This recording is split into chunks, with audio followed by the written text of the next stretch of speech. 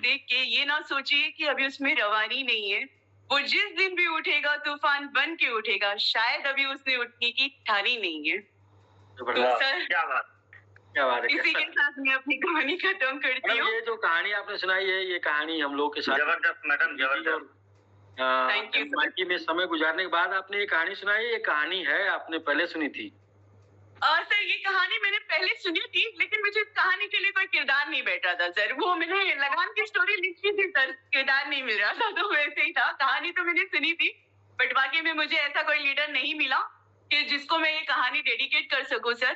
क्योंकि मैं भी काफी सालों से एमएलएम में हूँ, काफी सालों से सर। मतलब मैं ऐसी बहुत सारी कंपनीज का नाम भी ले सकती हूँ अभी, कुछ लोगों को ये बताने के लिए कि देखिए, जब हमारे पास एसबीजी का प्रॉब्लम हुआ था, तो हम में से सभी लोगों की नींदें रात को उड़ गई थी ये सोचकर कि अब हमारा क्या होगा। फंड चोरी हो गया, फंड लुट गया, अब हमारा आगे का कैसा है। हमने चाचा को लगाया, मामा को लगाया, ताया को लगाया। कल ही तो मैंने 50 लाख इसके लिए, कल ही तो मैंने 5 लाख इसके दिया। सर रात भर हम सो नहीं पाए, हमारे साथ वही सिचुएशन था। क्योंकि मुझे इतना पता है कि हम अपने फंड से ज्यादा उन लोगों के फंड में फंड की चिंता करते हैं जो हम पर भरोसा करके लगाए हैं। एक अच्छा लीडर वही होता है जो दूसरों के बारे में सोचता है।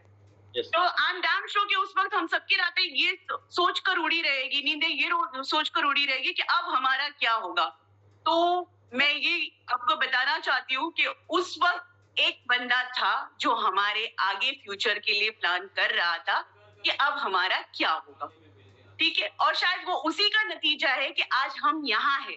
मैं मानती हूँ कि एक के बाद कमिटमेंट फेल हो गया, लेकिन मैं उन्हीं लोगों से एक सवाल भी पूछना चाहती हूँ कि अगर उस वक्त अनिल सर ने ये कह दिया होता कि भाइयों और बहनों, अब हमारा फंड चोरी हो चुका है, अब मैं आपके लिए कुछ नहीं कर सकता, तो कृपया आप मुझे माफ कर दीजिए और आज से आपका वेबसाइट होता है बंद, क्योंकि मेरे पास आपको लौटाने के लिए फंड नहीं है।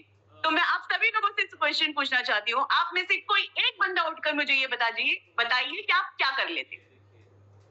क्योंकि सर बड़ी बड़ी कंपनी आई, बड़ी बड़ी कंपनियां चली गई, हम में से कोई किसी का कुछ नहीं बिगाड़ पाया। कुछ लोग मलेशिया में हैं, तो कुछ लोग जेल में हैं। हमने किसी का कुछ नहीं बिगाड़ पाया, ना हमारा एक गुटी कौड़ी हमें रिटर्न मिला। सहारा जैसी कंपनी भी रिटर्न नहीं कर पाई। ठीक है, तो हमें हमारी कंपनी या तो वो अंदर है या फिर बाहर है, और ना ही उस वक्त हमारे पास ऐसी कोई कंपनी थी जहाँ पे जाकर चलो भाई आज हमारा 5 लाख नुकसान हो गया, कोई बात नहीं, वो डबल दे रही है दूसरी कंपनी, उसमें जाके कवर कर लेंगे ना। उस वक्त हमारे पास ऐसी कोई कंपनी नहीं थी, और जिनको वो रास्ता मिला कि भैया हम कर लेंगे, वो लोग भी जाकर रिटर्न ही आए हैं, क्योंकि उन्हें भी समझ में आ गया है कि कुछ नहीं मिलेगा यहाँ से। तो क्यों ना एक ऐसे इंसान पे भरोसा करे जिसने वाकई में हमारे साथ में खड़ा है, जिसने सारा कट्टा चिट्टा खोल के आपको बता दिया कि भैया लो, अब ये मेरा ये कंडीशन है। और सर एक चीज ये भी मैं मानती हूँ कि अगर हम उस एसबीजी की जो भी प्लान था, अगर उसको हम चलाते भी थे, आगे लेकर भी जाते, तो कब तक लेकर जाते। आप सभी लोगों को इतना तो पता है कि कभी ना कभी तो उसको फुल स्टॉप लगाना होता, कभी ना कभी तो रिटर्न देना बंद करना होता।